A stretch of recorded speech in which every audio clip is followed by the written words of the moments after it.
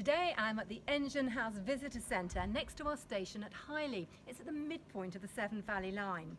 Now if you're coming on one of our reopening services, you're going to get plenty of time to discover the delights inside, which I can guarantee will be very smart and shiny indeed, thanks to the hard work of our volunteers. This group are normally based at Bewdley, but are getting stuck in here today in preparation for reopening.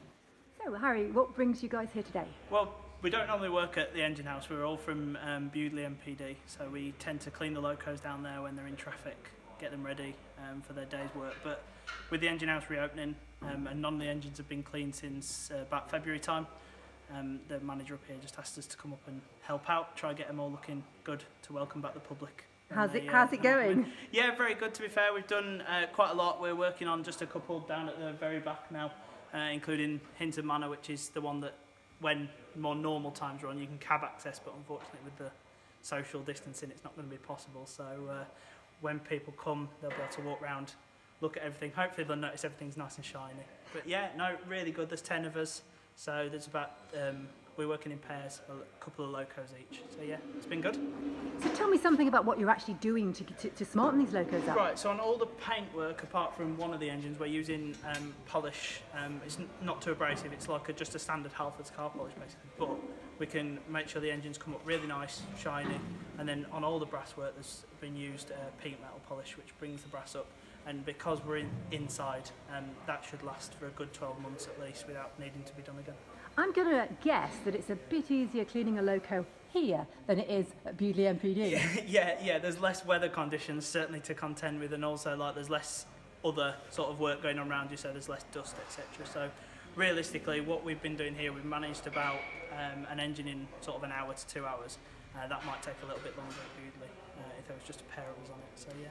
So tell me something about what the team here is looking forward to at Bewdley in the weeks to come.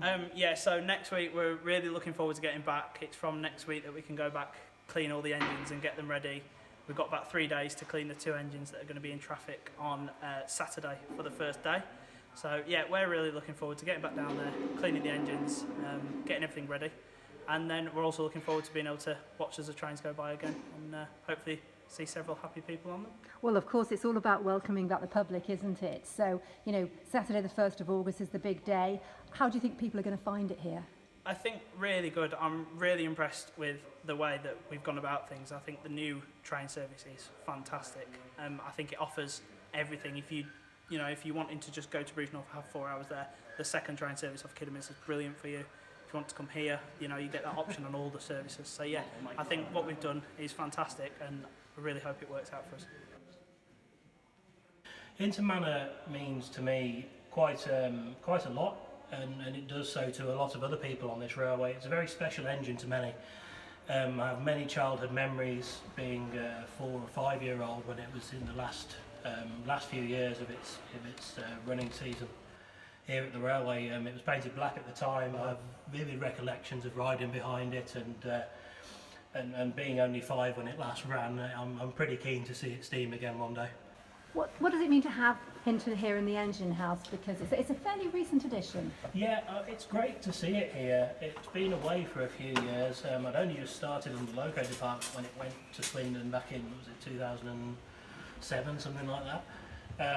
It's great to have it back. It's great that people could visit the footplate of it. It's great you can have your wedding on it, and it's a step in the right direction to get it steaming again. So tell me something about the history of the Manor class then, and Hinton Manor. What was its job?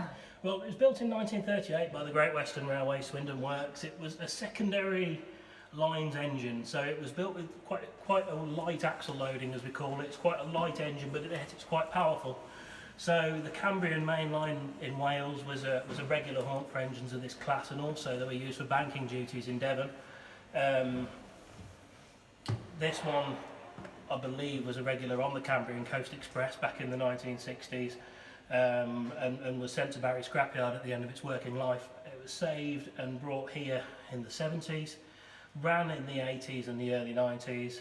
It also had quite a famous spell on the main line in the 1980s where it went back to the Cambrian Coast main line, and it ran in the Great Western 150 celebrations in 1985. So it's quite well known amongst enthusiasts for those trips.